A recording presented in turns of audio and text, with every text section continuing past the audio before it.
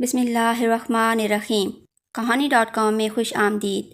شروع کرتے ہیں آج کی دلچسپ اور سبق آموز کہانی۔ ان دنوں مجھے گھریلو کام کاج کے لیے ایک معاون خاتون کی اشد ضرورت تھی۔ عید قریب تھی، گھر کے کاموں کے لیے خاص طور پر ملازمہ درکار تھی۔ اسی پریشانی میں بیٹھی ایک دن دعا کر رہی تھی کہ دروازے پر بیل بجی۔ در کھولا تو سامنے ایک بوڑھی عورت کو پایا۔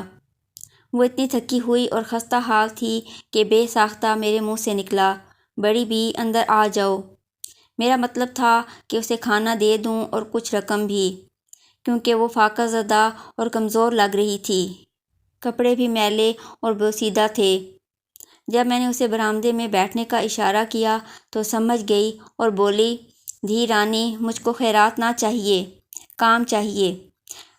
اماں، اس عمر میں تم کون سا کام کرو گی؟ جو کہو گی کر دوں گی، مجھے سب کام آتا ہے۔ کہیں پہلے کام کیا ہے؟ نہیں، گاؤں سے سیدھی آ رہی ہوں، پہلا در تمہارا کھٹکھٹایا ہے۔ میرا گھر دیکھ رہی ہو کتنا بڑا ہے، جھاڑو پونچھے کے علاوہ گھر کے اور بھی کام کروانے ہیں، برتن اور کپڑے دھونے ہوں گے، کھانا بنانا یہ کوئی نوجوان عورت ہی کر سکتی ہے۔ بیٹی، میں یہ سب کام کر سکتی ہوں، دیہاتی عورت ہوں، میں نے بہت سخت کام کیے ہیں۔ بی بی، ہم سخت جان لوگ پیدا ہی کام کے لیے ہوتے ہیں۔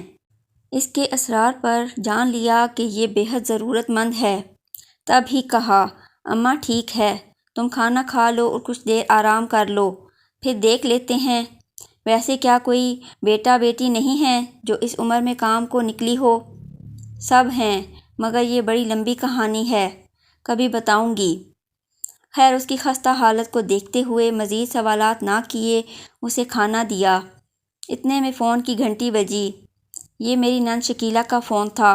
اس نے کہا، بھابھی، آپ کو ملازمہ کی ضرورت تھی، وزیرہ کو میں نے آپ کی طرف بھیجا ہے، اچھی عورت ہے، سگڑ ہے اور کام بھی بہت کرتی ہے، اپنا باقی کا حال یہ تم کو خود بتا دے گی۔ میں نے ماں جی سے پوچھا، کون سے گاؤں کی ہو اور حیدرآباد کیسے پہنچی؟ وہاں کہاں قیام تھا؟ وہ بتانے لگی، میں پنجاب کے ایک گاؤں منڈی سے ہوں اور حیدرآباد میں ایک صاحب کے گھر قیام کیا، ان کی بیوی کا نام شکیلہ ہے۔ شکیلہ بی بی نے ہی آپ کا پتہ لکھ کر مجھے دیا تھا، کیونکہ وہاں میری جان کو خطرہ تھا۔ میں نے آپ کا گھر بڑی مشکل سے ڈھونڈا ہے۔ میری نند کے گھر رہنے سے تمہاری جان کو کیا خطرہ تھا؟ مجھے بھی تو بتاؤ۔ تب ہی اس نے اپنی داستان غم سنائی۔ منڈی نامی دیہات میں وزیرہ کے شوہر تمیزے کی چند بیگھے زمین تھی، اس باعث دن رات کی محنت کے بعد 2 وقت کی روٹی پیٹ بھر میسر آ جاتی تھی۔ تمیزے کا کام کھیتی باڑی کرنا اور مویشی پالنا تھا۔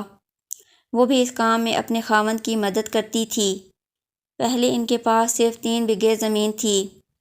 محنت مشقت کر کے اور مویشیوں کے پالن کارن پائی جوڑ کر 3 بیگھے اور خرید لیے۔ جب سے یہ کنبہ 6 بیگھے کا مالک بنا تھا، وزیرہ بڑی بھاگوان کہلانے لگی تھی۔ وہ اب کھیتوں میں کام کرنے کی بجائے اپنے گھر کی 4 دیواری میں بیٹھ بیٹی کے جہیز کی چادر کاٹتی رہتی تھی۔ تمیزدار نے بھی اپنی مدد کے لیے ایک چاکر بیلی رکھ لیا تھا۔ یہ غریب ایک یتیم اور بیبہ سا لڑکا تھا، نحیف اور کمزور۔ محض 2 وقت کی روٹی اور سالانہ 2 بوری گندم کے عوض تمام دن ان کے کھیتوں میں کام پر جتا رہتا تھا۔ وزیرہ کے 2 لڑکے اور 2 لڑکیاں تھیں۔ دیہات میں ریت رواجوں کے باعث شادی کرنا اور گھر بسانا ایک دشوار امر ہوتا ہے۔ بڑے لڑکی کی شادی اس نے بڑی بیٹی کے بدلے میں کر دی اور چھوٹے لڑکے شاکر کے بدلے میں چھوٹی لڑکی شاہانہ کا رشتہ پکا کر دیا۔ سبھی دیہاتی جانتے ہیں کہ بچوں کے رشتوں کی خاطر بدلے کی اس رسم کو وٹا سٹا کہتے ہیں۔ جس وقت تمیزدار نے اپنی چھوٹی لڑکی کا رشتہ اس کے ماموں زاد سے پکا کیا، وہ 24 برس کا اور شاہانہ 10 برس کی تھی۔ شاکر البتہ جوان تھا، لہٰذا باپ نے 2 بیگھے زمین اس کے حوالے کرتے ہوئے کہا، بیٹا، یہ تیری ملکیت ہے، اب تم اس میں بوائی کرو اور فصل کاٹو۔ یہ محنت تم نے اس وجہ سے کرنا ہے کہ تمہارا گھر بسانا ہے۔ 2 بیگھے اس نے بڑے لڑکے مشکور کو بھی دیے اور باقی کے 2 اپنے پاس رکھ لیے۔ اس طرح تمیزے نے اپنا کام بھی ہلکا کر لیا اور بیٹوں کا دل بھی جیت لیا۔ وزیرہ نے دیکھا کہ اس کا چھوٹا لڑکا شاکر کھیتی کے کام میں جی نہیں لگاتا اور سستی کرتا ہے۔ تب ہی وہ اپنے بھائی سے اصرار کرنے لگی کہ وہ بیٹی کی رخصتی دے دے تاکہ شاکر کام میں دل لگائے۔ اب شاکر 22 سال کا نوجوان تھا۔ جب بھاری قدموں کے ساتھ زمین پر چلتا تو ماں کے ساتھ دھرتی کا دل بھی دہلتا تھا۔ وزیرہ کا خیال تھا کہ شاکر کی عمر اب ایسی ہے جب تک اس کے لیے عورت گھر میں نہ لائے گی وہ کمانے میں جی نہ لگائے گا۔ وہ شوہر کے پیچھے پڑ گئی کہ جلد اس بے نکیل کو کھونٹے سے باندھو، ایسا نہ ہو کہ یہ بے لگام عمر کے تقاضوں میں بے قابو ہو جائے۔ ادھر شاکر کے حصے کے 2 بیگھے اجاڑ پڑے تھے۔ وہ بے دلی سے کام کرتا، زمین کو وقت پر بیج اور پانی نہ ملے تو کیا فصل دے گی۔ تمیزدار بھی بیٹے کی شادی کرنے کا آرزومند تھا، مگر مشکل یہ تھی کہ شاہانہ ابھی چھوٹی تھی اور جب تک وہ سن بلوغت کو نہ پہنچ جاتی اس کے سسرال والے اسے ایسے بیاہ کر لے جا سکتے تھے۔ بیوی کے کہنے سے تمیزدار شاکر کے ہونے والے سسر کے پاس گیا، اس سے استدعا کی کہ وہ اپنی لڑکی زبیدہ کو شاکر سے ابھی بیاہ دے اور ان کو مہلت دے دے کہ جب شاہانہ شادی کے لائق ہو جائے تو وہ ان کی امانت ان کے حوالے کر دے گا۔ تھوڑی سی کشمکش کے بعد زبیدہ کا باپ مان گیا کیونکہ وزیرہ اس کی سگی بہن بھی تھی۔ اس نے شادی کی تاریخ دے دی۔ طے یہ پایا کہ 3 سال بعد وہ شاہانہ کو بہو بنا کر لے آئے گا، مگر اپنی بیٹی زبیدہ کا بیاہ ابھی شاکر سے کر دے گا۔ شاکر کی شادی زبیدہ سے ہو گئی، اس کا گھر بس گیا اور دل بھی آباد ہو گیا۔ وہ پورے ذوق و شوق کے ساتھ زمین کی آبیاری میں مصروف ہو گیا۔ فصل اتنی اچھی ہوئی کہ تمیزے کی بانجھیں خوشی سے کھل گئیں۔ 3 سال میں ہی انہوں نے 2 بیگھے اور خرید لیے۔ اب تمیزے اور وزیرہ کی خوشی کا کیا ٹھکانہ تھا۔ جہاں حالات کے دباؤ میں عورت وقت سے پہلے بوڑھی ہو جاتی ہے، اولاد کی خوشیاں اور خوشحالی مرد کو پھر سے جوان کر دیتی ہیں۔ اب تمیز بھی اپنے اندر تبدیلی محسوس کرنے لگا تھا۔ جب وہ جوان بہوؤں اور بیٹیوں کو سرخوشی کے احساس سے مدہوش پاتا، اس کا جی چاہتا کہ وزیرہ کی جگہ کسی کم عمر عورت سے شادی کر لے تو زندگی کا مزہ آ جائے۔ جوانی تو غربت کے بوجھ تلے کراہتے گزر گئی۔ دیہاتیوں میں بھی غربت کے باوجود اکثر دوسری شادی کا رواج ہوتا ہے۔ اس طرح کہ اگر لڑکیاں زیادہ ہوں تو ان کو بدلے میں دے کر باپ یا بھائی اپنے لیے دوسری بیوی لے آتے ہیں، مگر تمیزدار کی تو 2 ہی لڑکیاں تھیں اور دونوں اپنی بھابھیوں کے بدلے میں جانی تھیں۔ اب تمیزہ بغیر بٹے کے دوسری عورت کیسے گھر لا سکتا تھا؟ اس نے اپنی الجھن کا وزیرہ سے ذکر کیا تو وہ گمسم رہ گئی۔ سوتن کے آنے کا اسے اتنا غم نہ ہوتا جتنا ڈر اس بات کا تھا کہ اگر اس کے شوہر نے دوسری شادی کا پکا ارادہ کر لیا تو کہیں سمدھی سے کیے معاہدے سے نہ مکر جائے۔ وہ شاکر کی بیوی کو گھر لے آیا تھا، مگر بدلے کے رشتے کے طور پر شاہانہ ابھی تک اس کے بھائی کے گھر بہو بن کر نہیں گئی تھی۔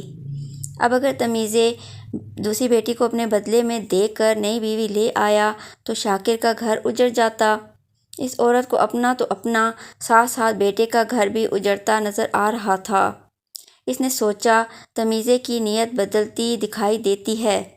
اگر وعدے کے مطابق شاہانہ کا ہاتھ زبیدہ کے بھائی کے ہاتھ میں نہ دیا گیا تو یقیناً شاکر کا سسر بھی اپنی بیٹی کو واپس لے جائے گا، جبکہ اب تو شاکر اور زبیدہ کے 3 پیارے پیارے بچے بھی ہو چکے ہیں۔ یہ ظلم تھا جو تمیزدار سب پر ڈھانا چاہتا تھا۔ وزیرہ نے اپنے دونوں بیٹوں اور بہوؤں کو شوہر کے ارادے سے آگاہ کیا اور بھائی کو کہلا بھیجا کہ جلد تم برادری کے مردوں کو لے کر آؤ اور شاہانہ کی رخصتی کی تاریخ لے لو، ورنہ سمجھ لو کہ لڑکی ہاتھ سے گئی۔ بہن کا پیغام ملتے ہی شاکر کا سسر بھاگا بھاگا آیا اور شاہانہ کو بہو بنا کر لے جانے کی تاریخ مانگی۔ تمیزدار آناکانی کرنے لگا۔ تب ہی بیٹیوں، بہوؤں اور بیوی نے مل کر شور مچا دیا کہ جب ماموں نے زبیدہ کو دے دیا ہے اور بدلے میں تم شاہانہ کو دینا قبول کر چکے ہو تو اب لیت و لال کی کیا ضرورت ہے؟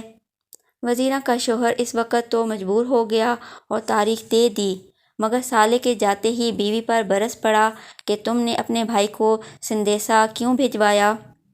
میں نے 3 برس بعد شاہانہ کو بیاہ دینے کی مہلت لی تھی، یہ پہلے ہی تاریخ لینے کیسے آ گیا؟ میں یہ شادی نہ ہونے دوں گا۔ بیوی بولی، شاہانہ کے بھائی جوان ہو چکے ہیں اور اب میں اتنی کمزور نہیں رہی، تم زبان سے نہیں پھر سکتے۔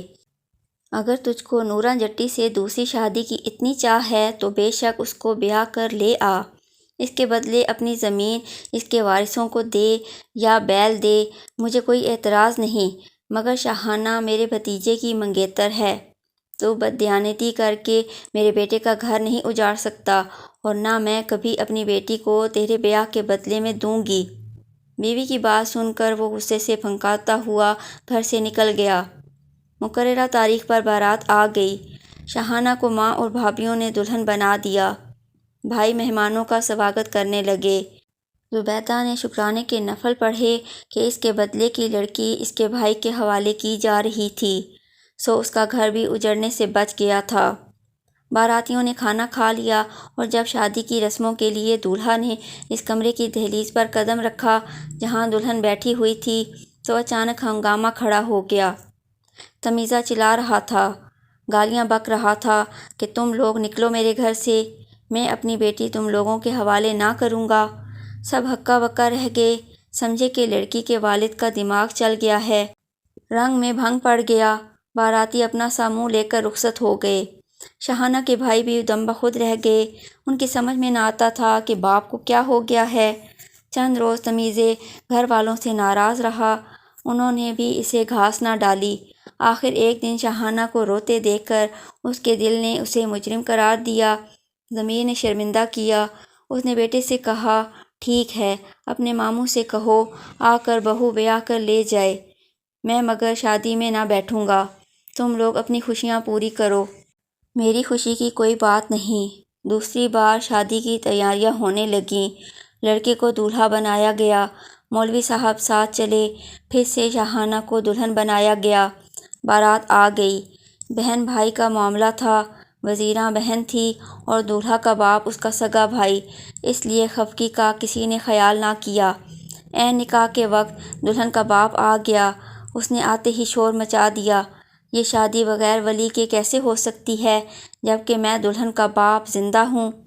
لڑکی کی میں رخصتی ہرگز نہ دوں گا جب تک میری شرط پوری نہ ہوگی۔ شرط بتاؤ؟ دولہا کے باپ نے آگے بڑھ کر کہا، اگر تم شاہانہ کو بہو بنا کر لے جانا چاہتے ہو تو میری شادی نورا جٹی سے کرانی ہوگی، وہ بدلے میں لڑکی مانگتے ہیں نورا کے بھائی کا گھر بسانے کے لیے، تم اپنی بیٹی کا رشتہ ان کو دے کر میری خوشی پوری کر دو۔ میں نے شاہانہ کے بدلے زبیدہ دی، اب میں اپنی بہن کے اوپر سوتن لانے کو اپنی دوسری بیٹی نورا کے بھائی کے نکاح میں دے دوں، یہ کیسی شرط رکھی ہے تم نے؟ کیا تمہارا دماغ خراب ہے؟ سالے نے بہنوئی سے ترش لہجے میں کہا، ٹھیک ہے، اگر میری شرط پوری نہیں کر سکتے تو بارات واپس لے جاؤ، میں شاہانہ کا رشتہ تم کو دینے سے انکاری ہوں۔ شاہانہ گھونگھٹ میں اپنی قسمت کو روتی رہ گئی اور بارات واپس چلی گئی۔ دولہا جاتے ہوئے کہہ گیا کہ پھوپھا تمیزدار، سن لو، تم نے 2 بار ہماری بے عزتی کی ہے، اب ہم تم کو دیکھ لیں گے، میرا نام بھی حمید نہیں۔ چند دن تک گھر میں موت کا سا سکوت رہا۔ شاہانہ تو پتھر کی مورت بن گئی، مگر پتھر کے اندر جو آتش فشاں دہک اٹھا تھا اس کا لاوا اب امڑنے کو تھا۔ حمید نے شاہانہ کے پاس اپنی چھوٹی بہن کے ذریعے پیغام بھیجا کہ بتا تیری کیا مرضی ہے، اگر تو تیار ہے تو رات کو میں نہر کے ادھر تمہارا منتظر رہوں گا، نہیں آؤ گی تو پھر ہم جانے اور تیرا باپ جانے۔ میں ضرور آؤں گی، شاہانہ نے جواب بھجوایا، تمہاری دلہن ہوں، تمہاری دلہن ہی رہوں گی۔ آدھی رات کو جب سارے گھر والے لحافوں میں دبکے ہوئے تھے، شاہانہ دبے قدموں گھر سے باہر نکل آئی۔ وہ سردی سے تھر تھر کانپ رہی تھی، مگر سر پر عشق کی گرمی سوار تھی۔ وہ ایک اچھی تیراک تھی، ندی کے ٹھنڈے پانی میں کود گئی اور تیرتی ہوئی اس پار اتر گئی جہاں کنارے پر حمید اس کا منتظر تھا۔ صبح کی پہلی کرن کے ساتھ ہی تمیزدار کی آنکھ کھل گئی، شاہانہ کی چارپائی خالی دیکھ کر اس کا ماتھا ٹھنک گیا۔ قدموں کے نشان باہر گھر کی دہلیز پار کر چکے تھے۔ یہ نقوش ندی کے کنارے ختم ہوئے۔ وہ سمجھ گیا کہ ندی کے اس پار آنے والا حمید ہی ہو سکتا ہے۔ وہ غصے میں بھنا گیا۔ جب بھائیوں کو یہ معلوم ہوا کہ رات کی تاریکی میں ان کی بہن اپنے منگیتر کے ساتھ نکل بھاگی ہے تو وہ بھی باپ کے ہمنوا ہو گئے۔ انہیں بہن سے یہ امید نہ تھی کہ وہ ان کو یوں بدنام اور رسوا کر جائے گی۔ اسی وقت شاکر نے قسم کھائی کہ حمید سے اس حرکت کا ضرور بدلہ لوں گا اور باپ کی بے عزتی کا قرض چکا دوں گا۔ اس نے بچے زبیدہ سے چھین کر اپنی ماں کے حوالے کیے اور بیوی کو یہ کہہ کر میکے روانہ کر دیا کہ باپ سے کہنا اپنی لڑکی کو سنبھال، ہم اپنی لڑکی سنبھالنے آ رہے ہیں۔ ایک ہفتہ بھی نہ گزرا تھا کہ کسی باعث حمید کو پولیس لے گئی اور اسے جیل ہو گئی۔ شاہانہ اپنے بوڑھے ساس سسر کے پاس تھی۔ یہ رات کا وقت تھا جب شاکر اپنے 2 ساتھیوں کے ہمراہ حمید کے گھر میں داخل ہوا۔ شاہانہ کی آنکھ کھل گئی۔ وہ برآمدے میں نکلی اور کھڑکی سے پکارنے لگی، ماموں مجھے بچانا، یہ ظالم مجھے اجاڑنے آ گئے ہیں۔ ماموں نے بھانجے کو للکارا، شاکر وہاں ہی ٹھہر جا، خبردار میری بہو کی طرف قدم نہ بڑھانا۔ تم مرد لوگ ہو تو اسے اٹھا لے جانے کی بجائے میری طرف آؤ۔ ماموں کمزور اور بوڑھا تھا، نہتہ اور اکیلا بھی۔ بھانجا جوان تھا، اس کے ہاتھ میں چھرا اور مدد کو ساتھی بھی ہم رکاب تھے۔ مزاحمت جو ہوئی، پل بھر میں ہی شاہانہ کے سسر کا کام تمام ہو گیا۔ وہ چیختی چلاتی رہی مگر بھائی نے بہن کا منہ باندھا اور اس کو گھوڑے پر ڈال کر واپس گھر لے گیا۔ حمید بیچارہ جیل کی سلاخوں کے پیچھے ضمانت کا منتظر تھا۔ اس پر نمبردار کے بکرے چرانے کا الزام تھا۔ اس کو خبر نہ تھی کہ اس کی دنیا لٹ چکی ہے۔ شاہانہ کو تو یہ واپس لے آئے تھے، اب باپ اور بھائیوں کو 2 مسئلے درپیش تھے۔ ایک شاہانہ کی حمید سے محبت جو اس کو گھر واپس جانے پر مجبور کیے ہوئے تھی، دوئم حمید کے باپ کا قتل جس کی لازمی سزا موت تھی۔ تمیزے نے بیٹے سے کہا، لڑکی کو لے کر سندھ کی طرف نکل جا، یہاں اگر شاہانہ نے پولیس میں ہمارے خلاف بیان دے دیا تو ہم مارے جائیں گے۔ بھائی بہن اور ماں کو لے کر حیدرآباد آ گیا۔ اس کے پاس علاقے کے نمبردار کی چٹھی تھی جو شکیلہ کے شوہر کے نام تھی۔ وہ وسطو صاحب تھے جو نمبردار کے دوست تھے۔ اب شاہانہ کی رکھوالی شاکر کے لیے سب سے بڑا مسئلہ تھا۔ وہ وسطو صاحب کی پناہ میں چند دن ہی رہ سکتے تھے۔ بظاہر شاہانہ کہتی تھی کہ شاکر میں تمہاری بہن ہوں، مجھ سے غلطی ہوئی ہے، میں واپس سسرال نہ جاؤں گی اور نہ ہی تمہارے خلاف پولیس کو بیان دوں گی، مگر شاکر کو یقین تھا کہ یہ خوف سے ایسا کہتی ہے۔ جب موقع ملا یہ ضرور واپس حمید کے گھر جائے گی اور اس کا واپس جانا گویا موت کا آنا ہے۔ ماں شاکر سے سخت ناراض تھی کیونکہ اس نے باپ کے ساتھ مل کر اسی کی بھتیجی 3 بچوں کی ماں زبیدہ کو میکے بھیجا تھا۔ اس کے بھائی کا بھی خون کر دیا تھا اور شاہانہ کا گھر اجاڑنے کے در پہ تھا۔ اس نے کہا، شاکر تو اپنے باپ سے بڑھ کر ظالم نکلا۔ تو شاہانہ سے نہ ڈر، وہ تیرے خلاف گواہی نہ دے گی۔ اگر گواہی کی نوبت آئی تو میں دوں گی گواہی، تیری ماں۔ اگر تو نے شاہانہ پر مزید کوئی ظلم ڈھایا تب میں تم کو معاف نہ کروں گی۔ بقول وزیراں، گرچہ یہ میرے بیٹے کو محض میری دھمکی تھی تاکہ وہ شاہانہ کو کہیں نقصان نہ پہنچائے، مگر شاکر ڈر گیا کہ کہیں ماں اپنے مقتول بھائی کی وجہ سے غصے میں آ کر کوئی بیان نہ دے دے۔ تب ہی وہ ماں سے خطرہ محسوس کرنے لگا تھا۔ بہت سوچنے کے بعد اس نے ماں اور بہن کی وفاداری کو آزمانا چاہا۔ ایک اجنبی عورت کو شاہانہ کے پاس بھیجا اور اس کو سکھا پڑھا دیا۔ عورت نے آ کر شاہانہ سے کہا کہ تیرے دیور مریدے نے مجھے تیرے پاس بھیجا ہے، وہ کھیتوں سے ادھر بیل گاڑی میں بیٹھا ہوگا، تو رات کو وہاں پہنچ جانا، وہ تجھ کو یہاں سے نکال لے جائے گا، خبردار شاکر کو کانوں کان خبر نہ ہو۔ شاہانہ جو بہت دل گرفتہ تھی، اس نے عورت کے بیان کو سچ جانا اور آدھی رات کو ہی کھیت پار کر کے بیل گاڑی میں جا بیٹھی۔ اندھیرے میں بھی گاڑی بان نے سر اور منہ کو اچھی طرح پگڑ سے لپیٹ رکھا تھا۔ شاہانہ قریب پہنچ کر بولی، مریدے میں آ گئی ہوں۔ جواب میں صرف ہوں سنائی دی اور ہاتھ کا اشارہ کیا گیا، یعنی بیل گاڑی میں بیٹھ جا۔ شاہانہ نے بھی جلدی کی کہ کہیں شاکر کو خبر نہ ہو جائے اور وہ سر پر آ پہنچے۔ وہ جلد از جلد اس علاقے سے نکلنے کی دعا کرنے لگی۔ بیل گاڑی جلدی اور کافی آگے جا کر بیابان میں رک گئی۔ گاڑی بان اتر گیا اور بولا، شاہانہ اتر آ، اب سفر ممکن نہیں، صبح چلیں گے۔ شاہانہ نے آواز سنی تو لرز اٹھی۔ یہ آواز تو اس کے بھائی شاکر کی تھی۔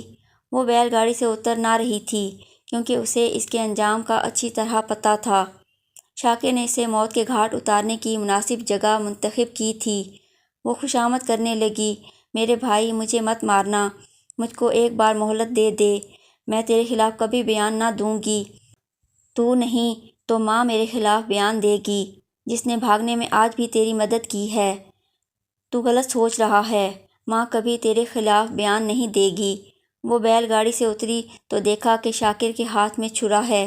اس نے بہن پر پہلا وار کیا۔ شاہانہ نے ماں کا واسطہ دیا۔